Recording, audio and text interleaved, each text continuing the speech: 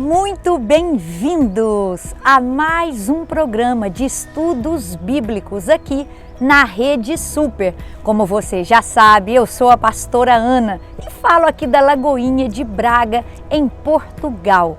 Hoje eu queria, queridos, compartilhar com você uma mensagem que está lá no livro de Atos, capítulo 6.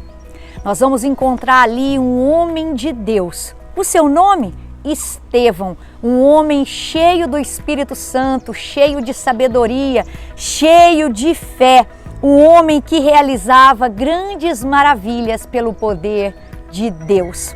Então acompanhe aí comigo a leitura, um pequeno trecho aí, desse relato sobre Estevão. Então, capítulo 6, nós vamos ler do verso 5 e vamos depois passando alguns versos. Então, capítulo 6, a partir do verso 5, diz assim: Tal proposta agradou a todos. Então escolheram Estevão, um homem cheio de fé e do Espírito Santo, além de Filipe, Prócoro, Nicanor, Timon, Pármenas e Nicolau, um convertido ao judaísmo, proveniente de Antioquia. Apresentaram esses homens aos apóstolos, aos quais oraram e lhes impuseram as mãos. Assim, a palavra de Deus se espalhava, crescia rapidamente o número de discípulos em Jerusalém. Também um grande número de sacerdotes obedecia à fé. E olha agora o que é que Estevão vai fazer. Estevão, um homem cheio da graça e do poder de Deus, realizava grandes maravilhas e sinais entre o povo. E agora o verso 15. Olhando para ele, todos os que estavam sentados no sinédrio viram que o seu rosto parecia o rosto de um anjo. Vamos orar. Pai, essa é a tua palavra. E eu te sou grata, Pai, pelo privilégio de compartilhar neste dia essa palavra ao coração, à vida dos irmãos que me acompanham nesse momento. Que o Teu Espírito Santo me capacite, derrame graça, favor e unção sobre a minha vida, para que eu transmite com clareza a Tua santa palavra. Em nome de Jesus. Amém. Queridos, tem algo que Paulo falou que é muito importante para a minha e para a sua fé. Paulo, quando escreveu aos Coríntios, disse: se Jesus não ressuscitou, é vã a nossa fé. Queridos, eu fico olhando o que foi que mudou na vida daqueles discípulos que acompanhavam Jesus. Porque até no momento em que Jesus ali os ensinava, a partir do momento que Jesus estava com eles, falando parábolas, trazendo ensinamentos, quando Jesus estava ali descontraído com eles, aqueles discípulos estavam juntos. Mas aí, queridos, aqueles discípulos estavam juntos porque havia no coração deles uma expectativa. Eles imaginavam que Jesus ele fosse se tornar o rei de Israel, mas nos moldes que um governante se torna. Que ele fosse ali assumir o poder, assentar-se ali num trono humano e então reger Israel. Mas de repente Jesus começa com um discurso para eles de que o Filho do Homem seria entregue, nas mãos daqueles homens que o maltratariam, que o crucificariam. Então Jesus começa a anunciar para os seus discípulos a sua morte. E isso começa a então frustrar a expectativa daqueles discípulos. E esse dia tão falado, esse dia que Jesus ali havia anunciado para eles, esse dia chegou. E você sabe que Jesus então vem os soldados, vem vários líderes religiosos, prendem Jesus e levam Jesus. E naquele momento que Jesus é preso, tirando ali Maria Madalena, tirando Maria, mãe de Jesus e João, todos os outros o abandonaram. Cada um tomou o seu rumo. Você sabe que Pedro não o abandonou assim, de ir para um outro lugar. Ele ficou acompanhando Jesus, mas acompanhava de longe, acompanhava no pátio. Então você sabe ali que naquele momento Pedro mesmo chegou a negar Jesus 3 vezes. Quando pessoas o aproximaram dele e disseram: você é um deles, você estava com eles. E Pedro prontamente disse: não, eu não sei, eu nunca vi esse homem, eu não sei do que você está falando. Então, queridos, esses homens que abandonaram Jesus, ou esse homem que negou Jesus, eles tiveram uma postura antes da crucificação. Mas aí nós vemos, que Jesus, ao 3º dia, assim como ele disse, assim aconteceu. Ele ressuscitou. E diz o livro de Atos para a gente, no capítulo 1, que durante 40 dias, Jesus esteve com eles com provas inequívocas. E então nós vemos Jesus deixando sobre esses homens uma missão, mas também trazendo para eles uma promessa de que eles seriam revestidos com o poder do alto. Jesus deixou uma missão para eles: vocês serão minhas testemunhas em Jerusalém, na Judéia e até os confins da terra, Samaria e até os confins da terra. Mas, queridos, Jesus falou: mas aguardem, porque vocês serão revestidos de um poder do alto, de uma autoridade do alto. Ou seja, eles seriam revestidos pelo poder do Espírito Santo. E é sobre isso que eu quero falar com você. Você quer assumir aí, você quer colocar a mão no arado e fazer a obra do Senhor? Você quer sair pelo mundo proclamando o Evangelho? Você quer fazer missões no seu bairro? Você quer fazer, queridos, missões na sua casa, no seu prédio, no seu trabalho? Você quer se tornar um pastor? Você quer ser um professor de escola bíblica dominical cheio do poder e da unção? Guarde algo que eu vou te falar: não há missão sem poder do Espírito Santo. E é exatamente isso que essa passagem nos mostra. Nós precisamos, se queremos ser homens e mulheres de Deus que fazem as suas obras, nós que fazemos as mesmas obras que Ele fez, Porque Ele disse: obras ainda maiores vocês poderão fazer. Se nós queremos ser essas mulheres e esses homens que vão fazer a obra do Senhor, primeiro eu e você precisamos ser revestidos pelo Espírito Santo, do poder do Espírito Santo, de uma autoridade do alto que nos traga, querido, sabedoria, que nos traga unção, que nos traga poder. Porque talvez eu e você já temos pleno conhecimento dessa palavra. Talvez eu e você saibamos essa palavra do início ao fim. Mas algo que eu e você precisamos ter, que era o que aquela comunidade procurava naqueles homens que iriam ser consagrados. Eles procuravam homens cheios do Espírito Santo, homens de bom testemunho e com sabedoria. E sabedoria, queridos, é algo diferente de conhecimento. Tem muita gente cheia de conhecimento nesse mundo, mas um conhecimento tolo. Mas a sabedoria é quando nós usamos o conhecimento, queridos, para aquilo que o Senhor nos chamou. Ou em outras palavras, a sabedoria, ela é um conhecimento canalizado para um propósito. A sabedoria é algo dada por nós, por Deus. O conhecimento nós adquirimos numa faculdade, o conhecimento nós adquirimos na leitura de livros. Basta saber quanto conhecimento teve vários filósofos e várias pessoas, conhecedoras, inteligentes desse mundo. Mas a sabedoria é algo diferente, algo que nos é dado, que nos é concedido pelo Senhor. Então que eu e você possamos não apenas sermos mulheres cheias do Espírito Santo, homens cheios do Espírito Santo, mas pessoas com bom testemunho na comunidade onde estamos, na família a qual pertencemos, no trabalho aonde ganhamos o nosso pão, na escola onde estudamos, seja onde eu e você estivermos, que eu e você possamos ser essa pessoa que dá bom testemunho e principalmente que eu e você sejamos essa pessoa com sabedoria, sabedoria do alto. Salomão, por exemplo, recebeu sabedoria e a recebeu do Senhor. Foi ou não foi? Então, sabedoria é diferente de conhecimento. A sabedoria tem um propósito, querido. Então, nós começamos a olhar essa história e vemos que nós precisamos, para fazer missão, sermos cheios do Espírito Santo. E foi, queridos, exatamente isso. O que mudou então na vida daqueles que antes da crucificação o abandonaram e agora faziam a missão ali, cheios do Espírito Santo.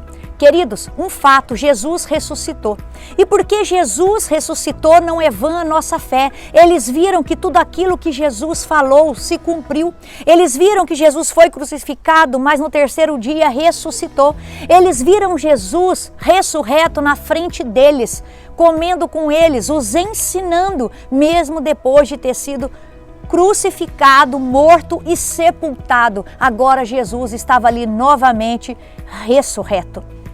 Isso, queridos, mudou a fé daqueles homens. E agora esses homens que iriam por Jerusalém, Samaria e Judéia precisavam de algo, precisavam ser revestidos pelo poder do Espírito Santo. E esses homens, então, agora em Atos 2, mostram que eles estavam orando quando veio o Espírito Santo e derramou e veio sobre eles e ali os capacitou para fazer a missão que Jesus os havia comissionado.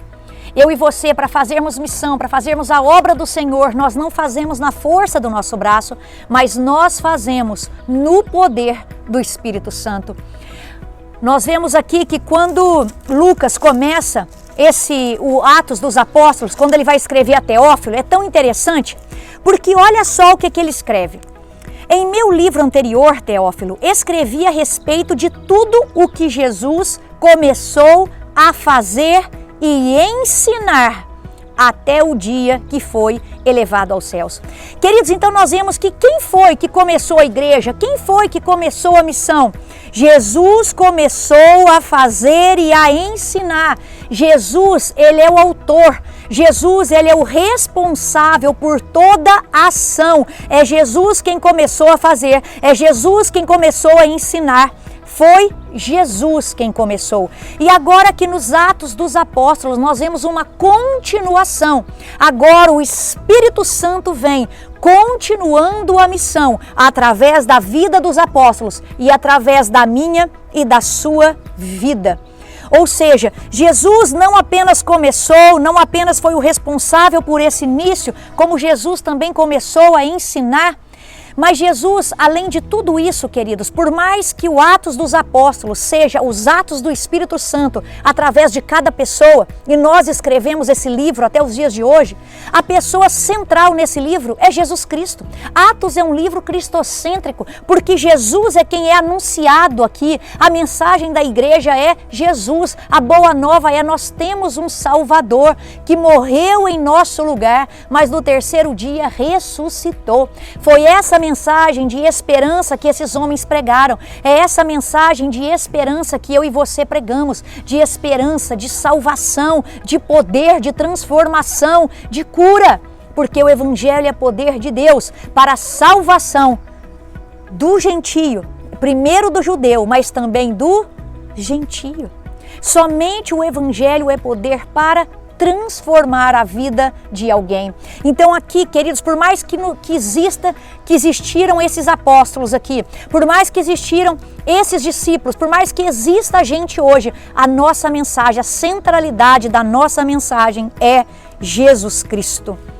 Por isso, queridos, que na nossa igreja nós não pregamos uma placa, nós não pregamos uma denominação, nós não pregamos o nome de um pastor, nós pregamos aquele que é o autor e consumador da nossa fé, Jesus Cristo.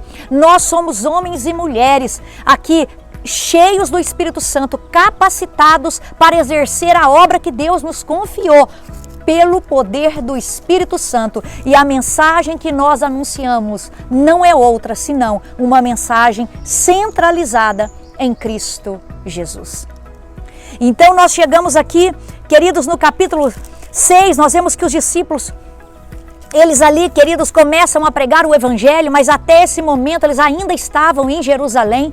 Eles não haviam saído, aliás, eles passam anos ali em Jerusalém, até que Deus levanta Filipe. Filipe começa a fazer essas missões transculturais, começa a sair de Jerusalém, depois levanta Paulo. Mas até essa época eles estavam ali parados em Jerusalém. Mas todos eles, no poder do Espírito Santo, pregavam intrepidamente, corajosamente e cheio ali de unção e de sabedoria. A ponto de quando no capítulo 4, Pedro e João são levados perante o Sinédrio, e falam com eloquência, falam ali com sabedoria do alto, aquelas pessoas ficam assim abismadas e dizem, realmente, esses homens não eram iletrados? Eles só podem ter estado com Jesus. E ao ver a sabedoria que João e Pedro falavam ali, eles reconheciam que eles haviam estado com Jesus Cristo, porque aquela sabedoria tinha uma fonte, queridos.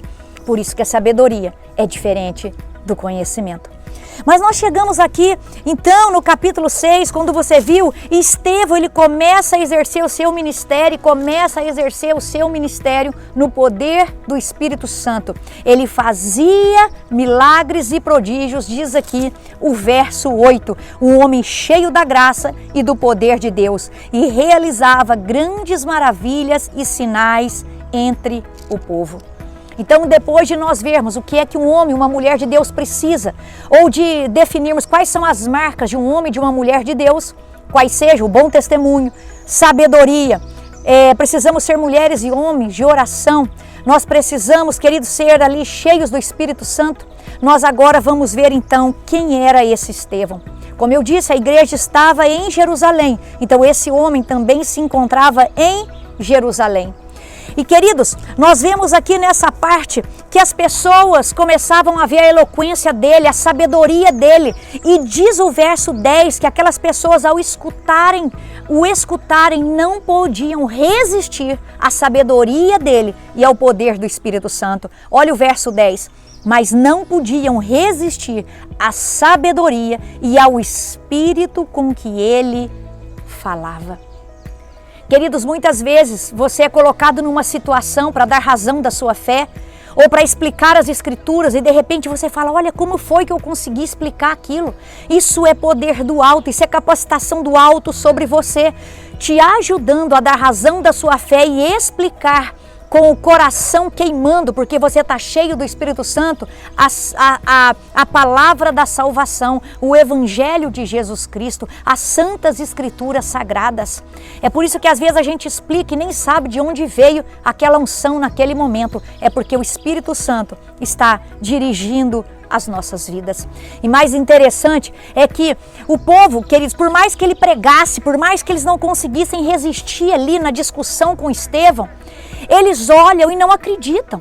É interessante porque o verso 15 diz que o seu rosto parecia como o rosto de um anjo.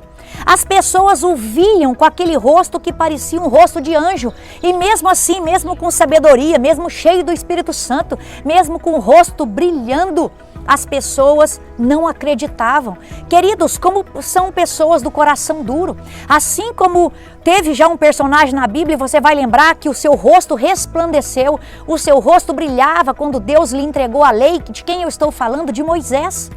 Aqui, da mesma forma, Estevão, o seu rosto brilhava. Estevão aqui não trazia a lei, Estevão aqui falava acerca da lei, das coisas do Senhor. E aí, queridos, algo que eu e você vamos aprender com esse homem de Deus, é que na hora que eles tramam contra ele, porque já não resistiam à sabedoria, ele ali parecia um anjo, então qual é a forma deles derrubarem Estevão? Inventando mentiras contra ele, inventando calúnias contra ele. Então eles pagam alguns homens ali para falarem contra Estevão, falarem mentiras contra ele, para inventar mentiras contra ele. E aí então ele é levado ao Sinédrio, e ali então no Sinédrio o sumo sacerdote pergunta a Estevão, são verdadeiras essas acusações? Se você, meu irmão, fosse levado a um tribunal e perguntasse para você assim, Joaquim, são verdadeiras contra você essas acusações? Milena, são verdadeiras contra você essas acusações? Eu creio, queridos, que nós prontamente nos defenderíamos, não é verdade? Mas Estevão nos ensina algo poderoso aqui. Na sua chance de se defender, Estevão não se defendeu. Estevão não ali, queridos, acusou, mas Estevão, ele pregou. Na hora da sua defesa, Estevão pregou. Ele não perdeu tempo falando coisas acerca dele, mas ele gastou seus últimos minutos falando acerca de Deus, queridos. Isso é fantástico. E aí é por isso que você acha no capítulo 7 o discurso de Estevão. Queridos, é o maior sermão, é o único sermão registrado aqui em Atos de Estevão, né? Então nós temos um sermão registrado de Estevão, 6 de Paulo, 3 de Pedro. Mas aqui nesse sermão, quando nós comparamos com todos os outros sermões da Bíblia, é o sermão que cita mais referências bíblicas, não há outro. Esse sermão de Estevão, ele é completo. O sermão de Estevão foi baseado na palavra de Deus. O sermão dele foi baseado nas Escrituras. Então você acha que um capítulo inteiro do seu sermão e um capítulo inteiro de referência bíblica. Então, quando eu e você tivermos oportunidade de estarmos perante incrédulos, perante ímpios, que o Senhor nos use com esse poder para testemunharmos da sua santa palavra, da sua doutrina, das sagradas Escrituras. O fundamento da fé de Estevão estava nas Escrituras. Estevão era um homem de fé, era um homem, queridos, cheio do Espírito Santo, era um homem com sabedoria e a sua fé estava fundamentada não fora, mas sempre dentro da palavra de Deus. E naquele momento ali eu fico imaginando eles olhando para Estevão, e Estevão, depois que faz esse discurso aqui, queridos, Estevão confronta todas aquelas pessoas. Repare que Estevão não os condenou, Estevão os confrontou. E é preciso coragem para nós confrontarmos o pecado. E ali naquele momento, quando ele confronta, depois desse belíssimo discurso, desse belíssimo sermão, onde ele confronta o pecado de todos aqueles ali que estavam prontos para julgá-lo, Estevão não rebate com julgamento, Estevão não rebate com condenação. Ele não tinha a face ali tremendo de medo a respeito daquilo que poderia acontecer com ele depois desse discurso, mas o seu rosto, o seu semblante estava em paz.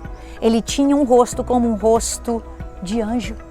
E é interessante porque as pessoas ficam raivosas depois desse discurso dele e juntam em cima dele, o arrastam para fora e o começam a apedrejá-lo. Diz, queridos, o verso 54, que eles ficaram furiosos e rangeram os dentes contra ele. Mas sabe o que Estevão fez? Estevão cheio do Espírito Santo. Um homem cheio do Espírito Santo, queridos. Ele dá outra face, ele caminha a segunda milha. Um homem cheio do Espírito Santo, ele não amaldiçoa, mas ele bendiz. Um homem cheio do Espírito Santo, ele não condena, mas ele olha para cima e diz: Pai, perdoa-os, porque eles não sabem o que fazem. Diz nesse momento que Estevão olha para cima, ele levanta os olhos para o céu e vê a glória de Deus e Jesus em pé, assentado à direita do Pai. Queridos, enquanto aqueles homens viam ali, queridos, pedra nas suas mãos, enquanto eles viam raiva, enquanto eles disseminavam ódio, enquanto eles disseminavam veneno, mentiras, eles olhavam para aquele homem e achava que ali ele era, queridos, um homem de uma seita, que ele blasfemava, que ele falava mentiras. Esse homem, ele não está focado naquilo que faziam contra ele. Esse homem está focado em Jesus, esse homem está focado nas coisas do reino de Deus. As pedras vinham e ele simplesmente olhava para cima, ele não via as pedras, ele via a glória de Deus, ele via Jesus em pé, à direita de Deus Pai, querido. As pedras estão vindo, contemple a glória de Deus, as pedras estão vindo, está doendo, está sangrando. Olhe para Jesus. Estevão, em momento algum, perdeu o foco em Jesus. Tudo que ele via era Jesus e Jesus em pé à direita de Deus. E só uma pessoa que está focada, queridos, em Cristo, pode dar uma resposta que Estevão deu e não, queridos, fazer aquilo que a carne quer que a gente faça. Ele simplesmente, como eu disse para você, ele ora e fala: Jesus, recebe o meu espírito, recebe o meu espírito. E aí, queridos, ele pede, perdoa-lhes, porque eles não sabem o que fazem. Ah, queridos, a capacidade de perdoar desse homem, a capacidade desse homem de se entregar por Cristo, porque servir a Cristo tem um preço, nós sabemos disso, mas esse homem não mediu o preço, não mediu o valor, porque ele sabia que aquilo de mais precioso que ele tinha na sua vida era Jesus Cristo. Ele já tinha encontrado um tesouro de grande valor, e ainda que esse tesouro de grande valor lhe custasse a vida, ele estava disposto a dar a sua vida por esse tesouro. Então ali, Estevão, ele tomba na terra, mas ele sobe para o céu, ele sobe ali para os braços do Pai, e Jesus em pé, esperando ele, e em pé, queridos, ali para abraçá-lo e recebê-lo. Entra, servo bom e fiel, no gozo do teu Senhor. Fostes fiel no pouco, no mundo te colocarei. Pensou, queridos, naquele dia, Jesus falando para mim e para você, servo bom e fiel. Por isso que eu digo para você, queridos, aconteça o que acontecer, venha a perseguição que vier, vai valer a pena. Sempre vai valer a pena, porque nós temos um Pai que está esperando por nós. A nossa vida não se resume a essa vida. Existe uma eternidade esperando por nós. Não uma eternidade vazia, não uma eternidade, querido, sem esperança, mas uma eternidade ao lado do nosso Pai. Uma cidade celestial sendo preparada, adornada para nos esperar. E o nosso irmão mais velho, Jesus Cristo, ele foi à nossa frente preparar para a gente morada, porque na casa do Pai há muitas moradas, mas ele foi na frente preparando o caminho para nós. Continue firme, seja uma testemunha de Jesus, fiel em Jerusalém, Judeia, Samaria, até os confins da terra. Seja cheio do Espírito Santo, cada dia mais busque ser cheio do Espírito Santo. E que o Senhor te capacite nessa missão, nesse ministério, nessa igreja, aonde você estiver, que você receba do alto uma capacitação, em nome de Jesus. Amém. Obrigada, queridos, por ter ficado aí comigo nesse instante. Que o Senhor te abençoe e até a semana que vem.